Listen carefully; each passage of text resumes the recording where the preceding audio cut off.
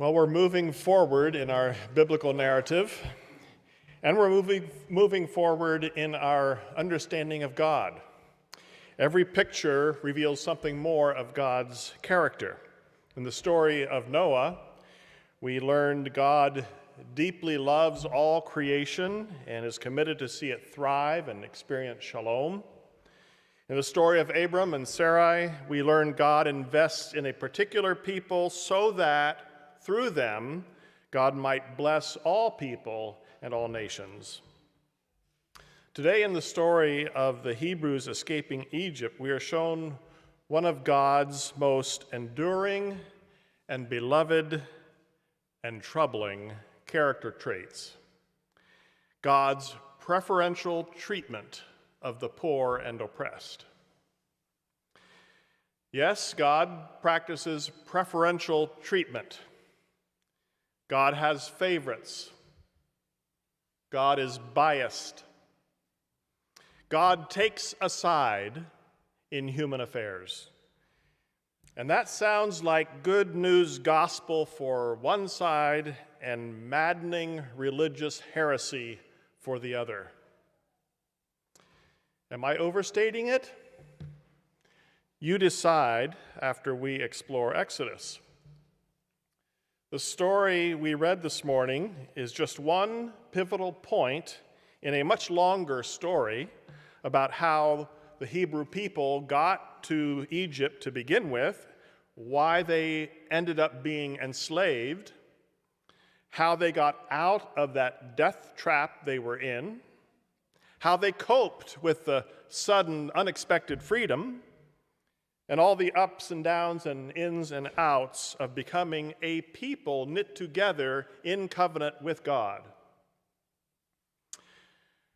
When we read the story of crossing the Red Sea all by itself, it's easy to mistakenly assume the main point of the story is to prove how powerful God is, that God can and will defy nature to part the waters and miraculously bless the people. Bless his people. Typically, we spend a lot of interpretive energy on that one spectacular act, parting the waters. The details are what people get into arguments about. What some people try to argue is a literal, historic description of an event, and others try to explain in more academic and rational terms that it's not what we know as the Red Sea, but a reed sea, a more marshy environment.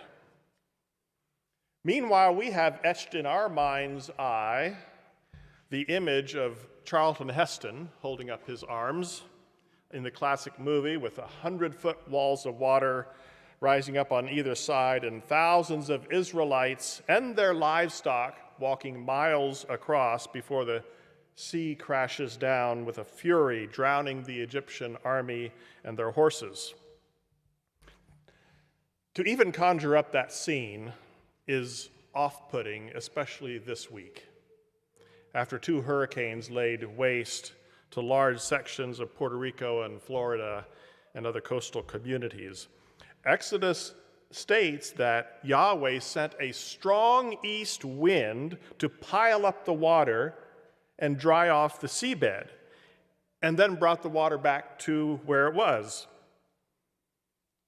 With this Exodus story rolling around in my mind, I watched video of Hurricane Ian, where winds north of the eye wall drove the water out to sea, leaving boats sitting on dry land. And south of the eye wall, winds pushed a 12-foot wall of water inland, flooding homes and vehicles and drowning people and animals. A little surreal. But I'll chalk it up to pure coincidence. There's no meaning or connection behind it in my mind. Wind moving water is just something that happens in our world. The real story here in Exodus is not God moving a wall of water. The story is God revealing to the world for all time God's strong bias against the oppressor and for the oppressed. What is uncovered here is that God has a preference for certain kinds of people.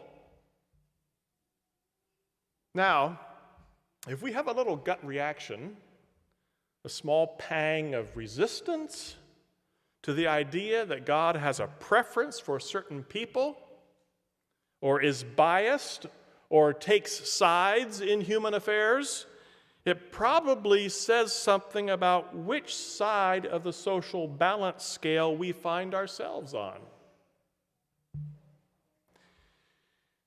Yes, even while I preach that God is biased toward the oppressed, I find myself mostly on the opposite side of where God is weighing in.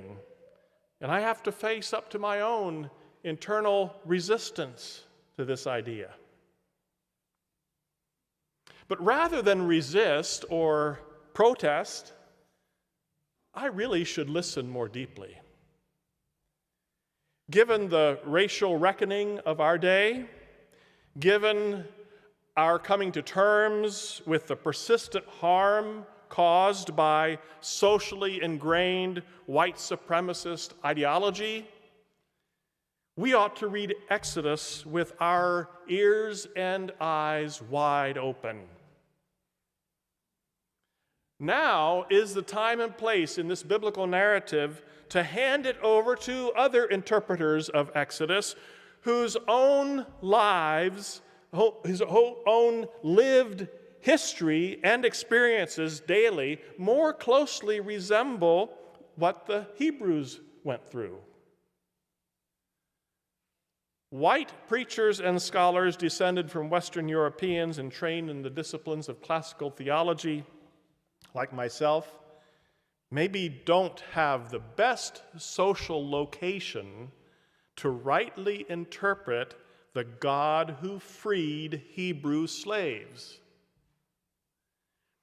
For many African Americans descended from enslaved people, for many Latin American Christians oppressed by dictatorships propped up by Western governments and corporations, for Jews who are shaped by the horrors of the Holocaust, this story of the Exodus is not just one of many interesting stories in the Hebrew Bible. This is the prominent story they keep returning to. It's their heart story that resonates most deeply with them. It's the story that is most formative for their understanding of who God is. These people of faith see in Yahweh a God who is not just bothered, but enraged when human beings oppress other humans.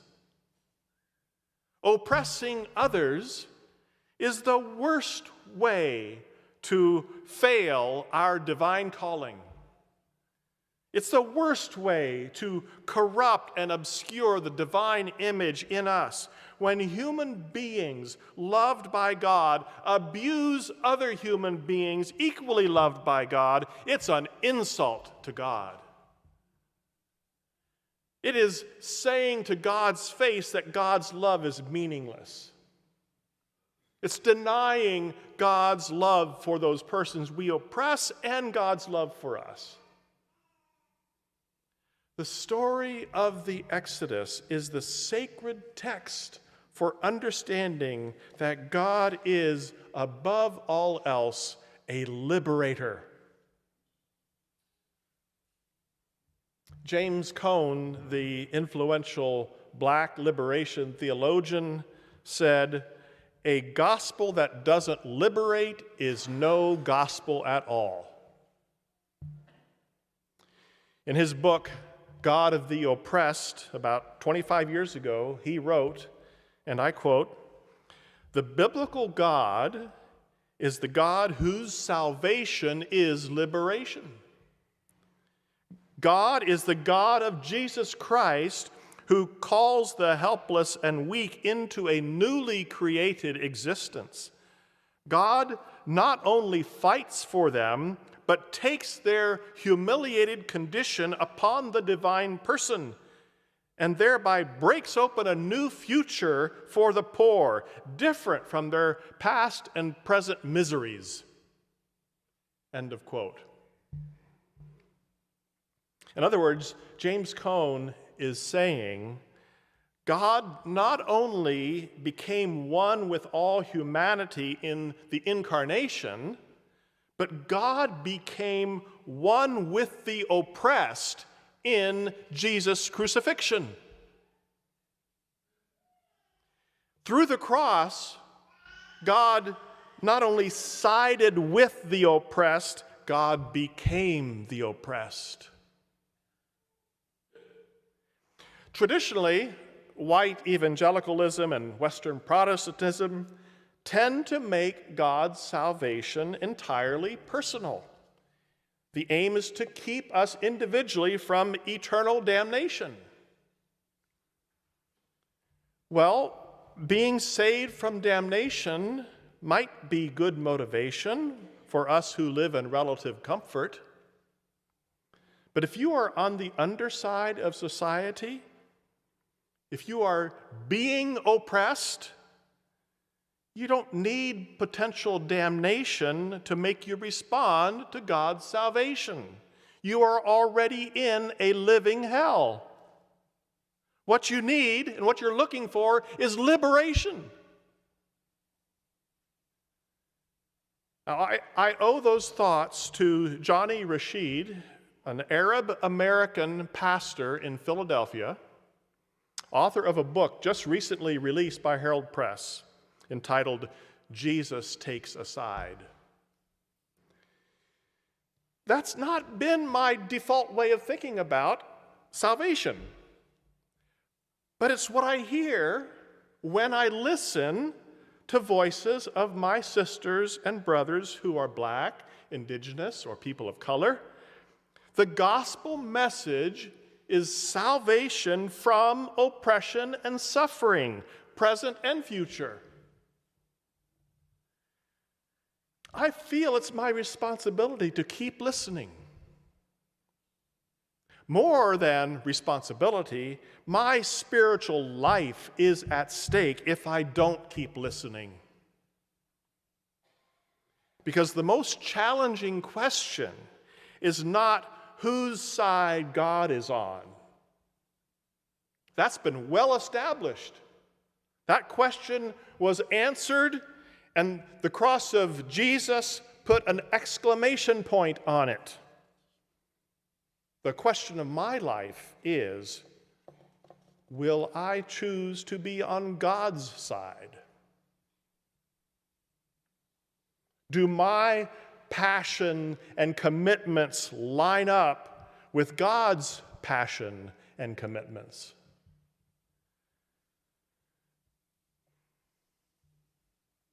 Of course, when we come to the communion table, the Lord's Supper, we come remembering our salvation. Our social location shapes how we see this table. Is this a safe little ritual involving a morsel of bread and a sip from a tiny cup? Or is this a liberation meal, kind of like the Passover?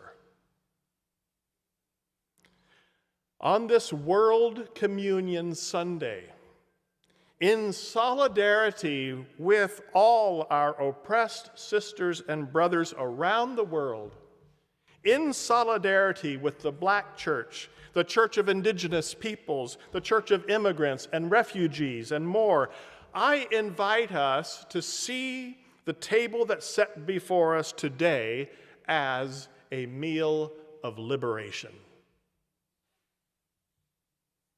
To see that the broken body and blood of Jesus means God becomes one with all who are oppressed, no matter what kind of oppression, and God offers, in God's act of salvation, to liberate us.